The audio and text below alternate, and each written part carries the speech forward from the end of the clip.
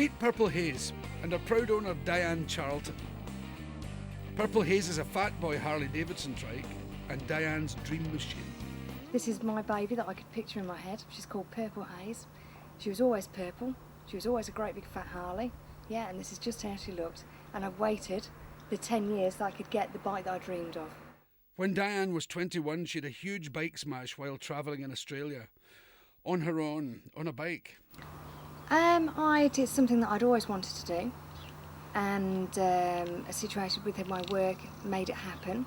And so I was able to go out for a 12-month visa on a working visa and travel around, and I decided that the best way to see a fantastic country like that was on two wheels.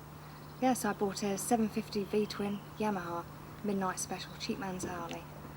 I was travelling Australia. I was just about to go down towards the west coast of Australia, travelling down the longest highway in the world, and somebody pulled out at me from a side street, and I T-boned them and went straight over the car. Diane's injuries were extensive and she sustained a brachial plexus injury in her left arm, which has left it paralysed. So the car pulled out on me and I actually rode into it was actually the driver's door that I rode into, and I just parked my bike in there. It didn't fall over, it just wrote the car off, and I flew about 200 yards down the road and landed on my shoulder, which gave me the head injury and the brachial plexus with losing my left arm. I was very badly, and when I do things, I do them properly, you know. I was in a coma for 3 months. As far as breakages were concerned, like I said, I had my brachial plexus injury.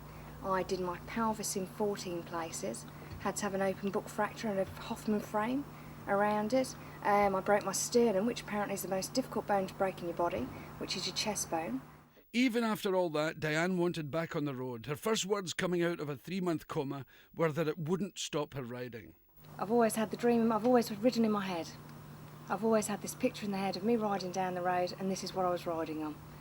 I could have done it sooner and bought an inferior model, but it wouldn't have matched my dream in my head. Yeah, she matches that.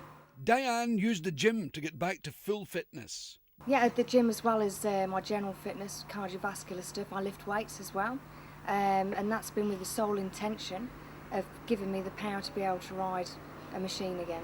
With a few adaptions and determination, Diane is back on the road. I've got a foot clutch, hydraulic clutch, because of course your left hand would be operating your clutch, so I've had that put onto the right. The right foot would normally do your rear brakes. I've had that put out to the side of my gear shift lever, and I've got a reverse gear fitted on her as well, because she's a weighty beast, and yeah, a lot bigger than I can manage to haul around by myself.